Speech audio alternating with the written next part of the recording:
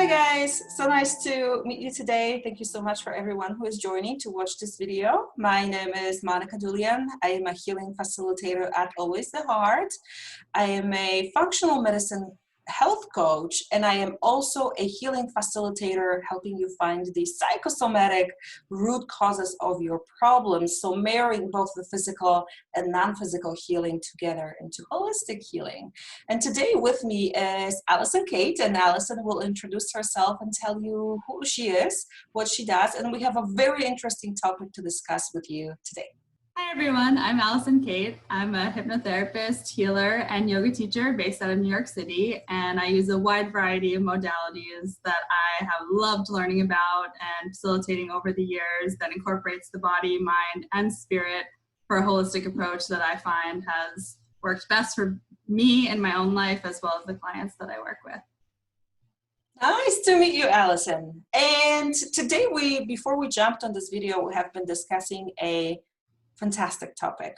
And I remember you used the words called bloated world to talk about what is happening in the world and what is it that we need to start addressing for a beautiful holistic healing in this metaphor of bloatedness. Would you like to tell me a little bit more about where this topic arose from, where it's coming from, and what does it really mean in your life to talk about this and discuss it? Sure.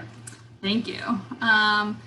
So I have suffered from gut health issues for many years, and a lot of the clients that I work with and other people in my life suffer from these issues as well. It's becoming more and more prevalent in our world to have gut health issues and bloating and discomfort.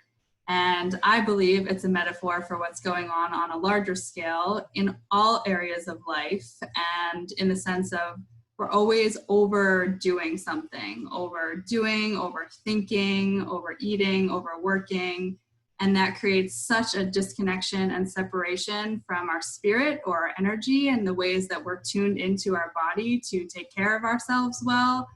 And this disharmony between living a simplified, healthy, holistic, peaceful, and present life and this like rat race, they call it, that we're in.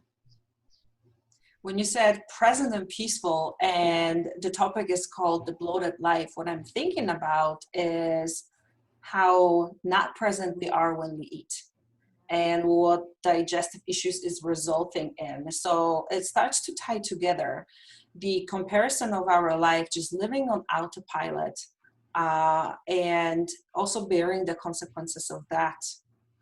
I'm wondering, yeah. Well, I'll comment on that too, that I know with the concept of like eating and not being present, that I did that for a lot of years thinking, okay, well, while I'm eating, I can get these other things done, or I'll multitask and do this other thing, because why not? It was just, I was so built to multitask and prioritize work and things that seemed like on the to-do list in a sense. And on different trips that I've taken, I'll notice that when the scenery is so beautiful and I actually have appealing visuals around me to notice and be present with while I eat, it's like all of that interest and multitasking falls away. And so in my own home, I really had to create space where there is something visually appealing for me to connect with, so that I can be present while I eat, instead of like, if I just look at the gray building across the street, I probably do want to look at the computer screen instead. So setting the environment is a really powerful first step in even having presence while we eat be appealing. Instead of making yourself count the bites and how many times you chew, right? Just creating the atmosphere where it naturally starts happening, right? Because it's just so easy to eat and then look at the phone at the same time. I used to do it when I was taking lunch breaks when I was working in a corporate setting. And people do it all the time. They rarely sit together to even talking and being engaged in a conversation. We don't even know what is it that we ate. And all of a sudden you're sitting down after lunch and it's, I need that second hole in my belt. I need to loosen up the pants. And right. And so often we don't even take the breaks that we need anyway, that the eating time is sort of a naturally built-in break, but it can be so easy to just distract and multitask your way through that. And then at the end of the day, we wind up feeling so depleted and disconnected and like seeking like comfort and pleasure with food or with other things because we haven't gotten those breaks that we so desperately need.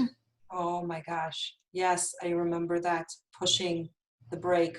Let me put as much work as I can right now, and then I'm going to take a break, finish whatever, go home because I have a laundry list of things I have to finish. Yeah, Yes. not really taking that time. I'm wondering, from your experience and your interest in this entire term, bloated life, what else have you noticed that people are doing without thinking that makes them accumulate more than they can carry in terms of physical and non-physical stuff? Yeah, I think literally in all of the ways that we are in relationship and life, it can occur. So everything from actual relationships and the ways that we interact with each other to working, shopping, and materialism, and the ways that we choose to numb out, like scrolling with other addictions or addictive substances. We've already mentioned food. And we can go into any one of these topics, or the sort of the flip side of that is the comfort or discomfort for a lot of people with being still or silent in that presence of like, okay, so I have a moment that I don't have to do anything that's right in front of me. So what am I going to pick up, or what am I going to focus my attention on now, instead of, oh, what's going on inside of me, or what do I really need, or can I enjoy this moment of silence? I know, like, for me, when I'm doing the dishes or folding the laundry, I learned a long time ago from Thich Nhat Hanh, like one of the greats and many other Buddhist monks, that's like, those are times where you can turn that into a meditation and be so present. And then the part of my brain that wanted stimulation was like, oh, I can listen to a podcast while I do this, or oh, I can talk on the phone while I do this. And the gold or the intuitive insights, or even just being present with myself and what's inside of me that day or in that moment, gets missed when I'm not actually doing one thing at a time. Yeah.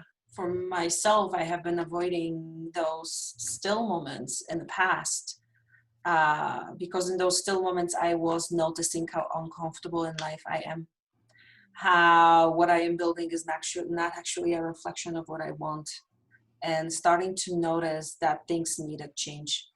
And it was a very painful view to do. And also being with myself, it's scary to be with myself. It was really, really scary. So it got into a point in the past where I have been choosing TV shows without subtitles, so I don't have to read, so I can both scroll my phone, be looking at stuff, and also listening to what's going on. And if it's something interesting, maybe I'll pay attention. Yeah. So that avoidance of yourself. Why is it so difficult to be close with ourselves and then build a close relationship with what already exists? Yeah, I mean, I relate to that too. And I think with some of the discomfort that you're mentioning, for me, shows up as like the negative self-talk, or just this like inner criticism and judgment that probably self-consciously, but maybe even somewhat consciously, I thought, well, I can tune that out by just constantly filling my space, my noise space, with other people's words or interviews or thoughts, instead of listening to my own, instead of doing the deeper work to actually shift how I'm being with myself, how I'm talking to myself. And even like the part of me that's judging, then there's a part of me that's being a witness to that judging or that criticizing, that's yelling at that part. So it's like there's so many layers of judgment and criticism that it's really it's deeply ingrained, and it takes a lot of presence and awareness to even begin to shift that from my perspective and experience. Yeah. But well worth it. Mm-hmm. Because when you can be still and silent with yourself, without some of that, or with noticing that and then making a pivot, that is like that peaceful presence that I was describing, like that can you be your own best friend kind of thing. That is, I think, the personal growth or spiritual journey that's so important and valuable to me. And it's a long, big process. Yes, I can totally relate to that feeling of being able to be with yourself when you are uncomfortable. To me, Where do you see the over whatever the most? oh my gosh, overachieving. Capricorn here, okay, and a daughter of a perfectionist. So doing, I found value in my life for years by comparing my life to this idea of how it needs to be and having a number of achievements, things that I could list. It was giving me a sense of control. And when things were not going my way, or I was not achieving what I needed to achieve, I always had this belief that I have to do even more and harder instead of just relaxing. And it felt super scary, almost like I am going to die if I relax. I could not afford to just sit and count sheep in my mind. Unless I was in bed and suffering from insomnia because I was already thinking of what I am going to do the next day. And I really love the metaphor of bloatedness here that we are keep talking about, because one, it's uncomfortable. But the moment we go to sleep with bloatedness and a little bit of it goes down, when we wake up in the morning, they're like, oh, wild card, I can do it again. All of a sudden, my body dealt with whatever was going on. The night magically removed it, so I can go ahead and back on a horse and do the same thing over and over again. And it's the same with everything else. Overdoing, I go to sleep, maybe I will catch 5 hours of sleep and relax. Overachievement, right? With each achievement, we get this just momentarily excitement that goes with it, that can feed another start of the project, and then we have to stick to it because it's such a disgrace not to achieve again, right? So we push ourselves again from this place of such disharmony, pushing ourselves, bulldozing through the emotional needs that we have, and at what cost, right? Right. Yeah, I mean, that ties back, right, that ties back to the where we started with the disconnection. It's like when we're bloated, or we're overdoing, or we're over caffeinating because we only slept for 5 hours and all of that, we're so cut off from the messages and the signals that our body and our intuition, which is literally like the gut feeling, like we talk about, we're so disconnected that it's like this vicious cycle of, then we think we don't know what we need, so we keep trying to scramble to get all these external things, when if we just slowed down and listened, we would realize we probably need the opposite of what we're pushing towards or pushing for. And again, like, it's especially in the holistic world, the remedies or the solutions to this are, they always say it's simple, but it's not easy. And this concept of like, there's no money to be made in teaching people to meditate or to sit and be still and silent. And that, I believe, that is how we heal. Like, we just, our soul or spirit needs to put the, in yoga practice, one of the practices is to cut off from all the senses. And the purpose of that is to be able to go within and listen more deeply. Yeah. And since we were going to be talking about more ways this bloated world, this bloated life manifests in different departments, and maybe even a little bit of why we do that and what we can do to remedy that, what awareness can arise, I would love to know from you to show those that are still on this hamster wheel of doing, overdoing, overthinking, overgathering, overbuying, overeating. What is the reward of calming down and becoming still? The tangible thing that we, Because in the spiritual world, we have this, just peace and calmness. Like, what is actually changing in the life practically when we slow down and find time to be ourselves? I think really in all the tangible ways that are the opposite of what we talked about, like the over parts that we talked about, but physically your body has time to heal when there's space and stillness and more rest, more nurturing, more care for this physical form. Just like the concept of like what you described as if you're bloated because you ate too much and then you sleep and it seems to be like magic when you woke up that you're like back to normal. The reason that your body went back to normal, or at least that normal for that morning, is because you slept, because you gave it time to rest and to heal. And so physically, people can literally feel so much better when they give themselves that time and space. I think mentally, that's also true, that when you sit with yourself, even if the mind is chattering and you think, okay, the mind's chattering, maybe it'll stop after 5 minutes. Oh, maybe it'll stop after 15 minutes. Whatever your threshold is for how long you think it might take, double it or maybe like quadruple it. But eventually it will slow down because your mind can't chatter on forever.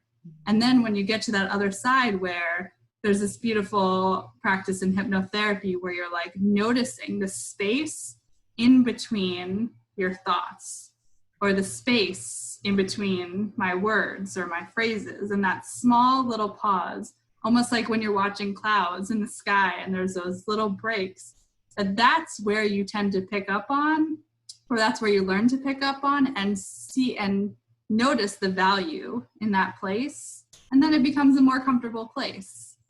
And then like the third aspect of spiritually, for me personally, that's where insight comes in, or that's where I feel a connection to something greater when I do have that stillness and silence. So to me, that's an amazing reward all in itself, that I feel like I'm more connected and being the best version of me in that place. Yeah. I could feel almost like we started talking about the benefits of slowing down, how your speech slowed down and became almost an embodiment of what is it that you're talking. And it made me feel that another thing that could be considered a reward by some, which is just basically a natural following of what is it that we're doing, is more pleasure. Paying attention to pleasure. Like if I'm going to a massage therapist and they're doing slow and methodical moves instead of this like fast thing, I am enjoying it. When I take a piece of chocolate and I feel it melts into my mouth, there's so much pleasure in it. And even losing yourself on the dance floor in your house when you like to dance in your house to music, and just being there and enjoying and feeling it fully, time seems to flow differently, and this relaxation and embodiment and feeling that you are here on earth without needing to escape, that is also a beautiful feeling that comes with slowing down and paying attention. So I am so looking forward I love that. Thank you for adding that. And I will add on to that even more, is like along with pleasure is the concept of play. And when you look at little kids, they have to have that moment of like boredom or like the pause to decide what kind of play to engage in next. Like they might be playing one game with their friend, and then when they make a change, there's like a moment of thought or a moment of curiosity or a moment of pause to decide, how can I play next? And so along with that pleasure, it's like, that you don't think to spontaneously have a dance party or slowly enjoy a piece of chocolate unless there's that moment of pause to be like, I can approach this differently.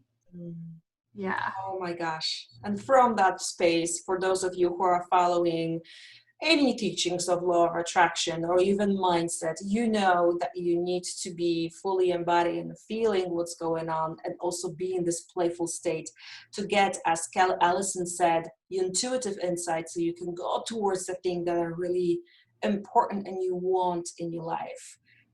Joy. Yes, exactly. So this is a topic that is it couldn't be more important topic to talk about right now. And it all ties to creating the life that you want to have. And we have to talk about the things that are standing in the way and lovingly and kindly be with them.